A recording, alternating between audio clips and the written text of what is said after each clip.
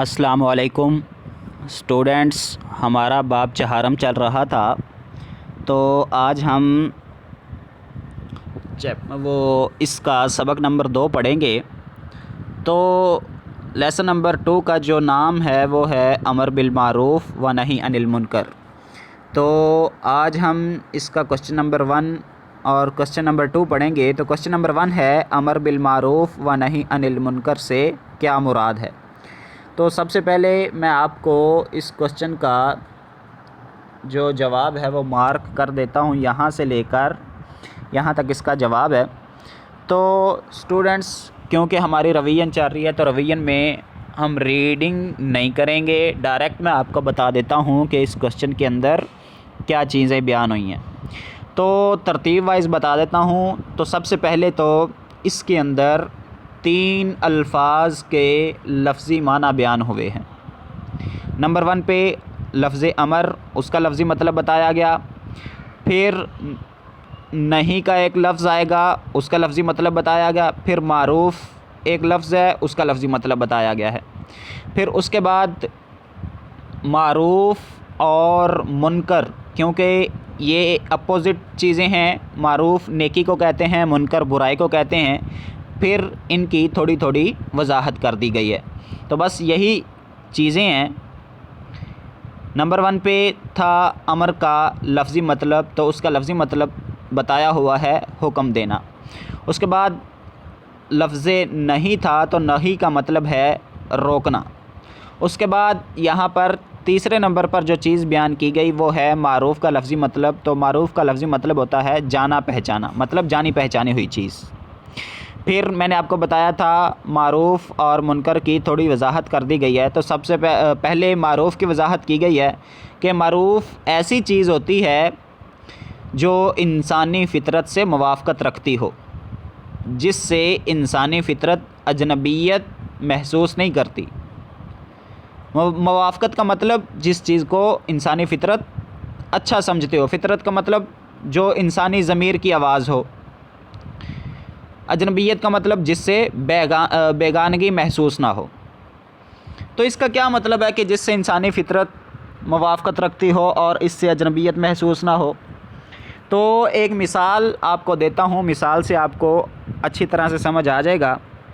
مثال یہ ہے کہ غریبوں کی مدد کرنا یہ ایک اچھا کام ہے، نیک کام ہے۔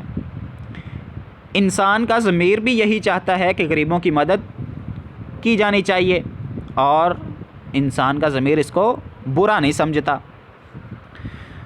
تو یہ ہوگی معروف، کیونکہ انسانی فطرت یہ چیز چاہتی ہے۔ اور جس چیز کو انسانی فطرت نہیں چاہتی وہ ہو گئی منکر، مطلب وہ ہو گئی برائی۔ تو یہاں پہ بھی یہی لکھا ہوا ہے، جو آپ کی فطرت سے موافقت رکھتا ہو، جس سے کوئی اجنبیت محسوس نہ ہو۔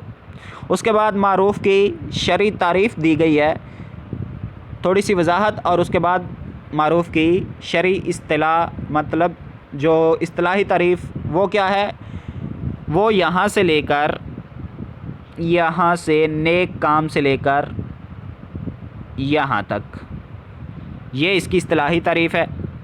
تو کیا لکھا ہوا ہے؟ نیک کام جنہیں انسان کی اپنی فطرت اور پورا انسانی معاشرہ اچھے کاموں کی حیثیت سے پہچانتا ہو۔ اور مثال آپ کو دے دی، غریبوں کی مدد کرنا، اس کو انسانی فطرت اچھا سمجھتی ہے اور پورا انسانی معاشرہ بھی اچھا ہی سمجھتا ہے۔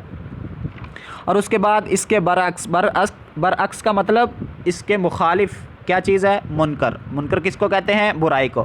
اور برائی ایسی چیز ہوتی ہے جس کو انسانی فطرت اچھا نہیں سمجھتی، اور اس کی مثال کیا ہے؟ غریبوں پر ظلم کرنا۔ غریبوں پر ظلم کرنے کو کوئی بھی اچھا نہیں سمجھتا۔ انسان کے ضمیر کی آواز یہی ہے کہ وہ غریبوں پر ظلم نہیں کیا جائے، بلکہ ان کے ساتھ ہمدردی اور پیار اور محبت والا رویہ اپنایا جائے۔ تو اگر غریبوں پر کوئی ظلم کرتا ہے تو انسان کی فطرت یہ چیز نہیں چاہتی۔ ٹھیک ہے جی۔ اس کے بعد آسان لفظوں میں امر بالمعروف کس کو کہتے ہیں اور نہی عن المنکر کس کو کہتے ہیں، آسان لفظوں میں بتا دیا گیا۔ تو آسان لفظوں میں کیا بتایا گیا جی؟ امر بالمعروف کو آسان لفظوں میں ہم کہہ سکتے ہیں نیک کاموں کا حکم دینا، اور نہی عن المنکر کو آسان لفظوں میں اس کی وضاحت کرنی پڑے تو ہم کہہ سکتے ہیں برائی سے روکنا۔ یہ تھا سوال نمبر 1۔ اس کے بعد ہے کوشچن نمبر 2، امر بالمعروف و نہی عن المنکر امت محمدیہ پر کیوں فرض قرار دیا گیا ہے؟ تو اس کا جو جواب ہے وہ بھی پیج نمبر 49 پہ موجود ہے، یہاں سے لے کر یہاں تک اس کا جواب ہے جی۔ اب اس کا جواب آپ نے، جو میں آپ کو پہلا جملہ آپ کو بنا دیتا ہوں، یہ دیکھیے کتاب کے اوپر کیا لکھا ہوا، امر بالمعروف و نہی عن المنکر امت محمدیہ امت مسلمہ پر فرض قرار دیا گیا ہے۔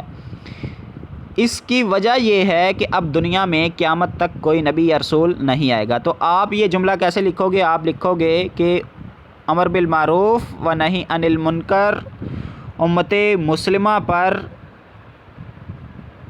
فرض قرار دینے کی وجہ یہ ہے۔ تو یہ آپ اس طرح سے جملہ بناؤ گے، امر بالمعروف و نہی عن المنکر امت مسلمہ پر فرض قرار دینے کی وجہ یہ ہے کہ اب دنیا میں قیامت تک کوئی نبی یا رسول نہیں آئے گا۔